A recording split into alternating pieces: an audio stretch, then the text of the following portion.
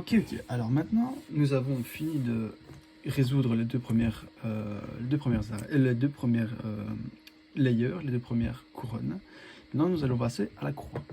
Alors, la croix, soit elle est déjà faite, comme ceci, soit elle ne l'est pas. Nous avons alors deux cas possibles. Ou alors, nous avons, une barre, donc une barre jaune, ou un petit L jaune. Dans ce cas-ci, ce que nous allons faire, pour la barre jaune, on va juste prendre la face du devant, la tourner dans le sens des aiguilles d'une montre, faire le sexy move à droite, et la croix est orientée. C'est la première étape de la croix, on va d'abord l'orienter. Donc je recommence. Si nous avons une barre jaune, on la prend parallèle à nous, en considérant que nous sommes dans cette direction-là. On va tourner la face de devant dans le sens des aiguilles d'une montre, on fait le sexy move, et la croix est résolue. Ça, c'était le premier cas. Enfin, techniquement le deuxième, mais le premier cas est déjà résolu. Et donc le deuxième ou troisième cas, en fonction de comment on le voit, c'est le petit L. Alors le petit L ne change pas tellement de la barre jaune, il suffit juste, au lieu de prendre une face, on va en prendre deux. On va prendre deux faces et les faire tourner dans le sens des aiguilles d'une montre, comme ceci. Ensuite, on va faire le sexy move à droite, comme la barre. Et ensuite, on va remettre les deux faces là où elles étaient. Et vous voyez que la croix est orientée. Je recommence. On prend le petit L comme ceci. Attention, pas comme ceci, sinon ça ne marche pas. Il faut que le petit L soit comme ceci. Vous prenez les deux faces de devant, les tournez dans le sens des aiguilles d'une montre, et vous faites un sexy move. Avec des autres finger tricks de ce que je viens de faire, sinon c'est pas très rapide. Donc voilà comment orienter les pièces de la croix.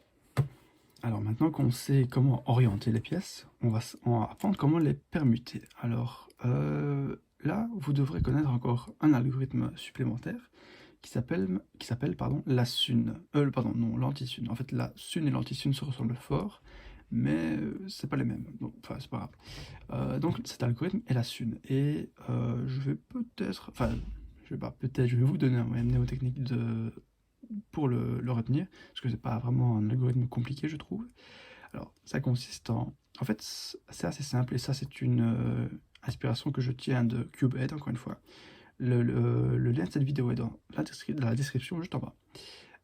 Donc, ce qu'il faudra faire, en fait, c'est suivre la paire. Donc, la paire, c'est généralement une pièce, enfin deux pièces, en fait, puisque paire, ça consiste en deux choses, vous le savez sûrement.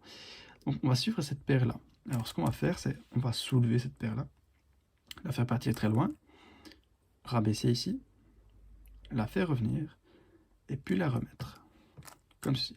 Je recommence, on soulève la paire, on la fait partir très loin, on rabaisse ici, elle veut revenir, on ouvre la porte, et on referme. Je recommence avec un autre cube, vous allez soulever à droite, faire partir très loin, on rabaisse, on fait revenir doucement, et on rentre la paire. C'est très important de suivre cette paire de pièces-là. Alors c'est bien beau de savoir cet algorithme-là, mais il faut savoir l'utiliser. Alors, la manière de l'utiliser, c'est très simple. Il faut que, donc déjà, toutes les arêtes de la croix doivent être orientées. C'est très important, mais il faut faire en sorte qu'il n'y en ait qu'une seule qui soit permutée. Qui soit bien permutée, oui. C'est-à-dire que ici, il n'y en a qu'une qui est permutée. Pas de chance, il y en a deux. C'est pas grave, c'est un cas un petit peu embêtant, mais qui n'est pas très grave. Donc ici, lorsque vous voyez qu'il y en a deux qui sont l'une opposée à l'autre, elles sont résolues, puisqu'elles sont bien orientées, bien permutées, comme vous le voyez. Vous allez le faire une fois dans le vide. Donc c'est aussi très important de savoir faire cet algorithme. Je veux dire, si vous savez le faire dans le vide assez bien, c'est quand même mieux. Donc vous allez faire une fois l'algorithme.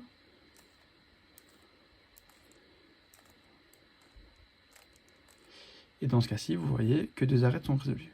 Mais pas de problème, lorsque vous voyez cela, il suffit de tourner le cube jusqu'à ce qu'il n'y ait qu'une seule arête de bien résolue. Donc, ici, on n'en a qu'une. Là, vous voyez que les trois ne sont pas bien résolus, mais là, elle est bien résolue. On va la prendre alors devant nous. Et alors, ce qu'on va faire, c'est qu'on va faire l'algorithme encore une fois. Attendez, j'ai eu un petit problème de batterie, tout va bien. On va donc soulever, enfin, on va faire l'algorithme en fait. Donc une seule arête de résolu, les 3 zones ne le sont pas. On fait l'algorithme.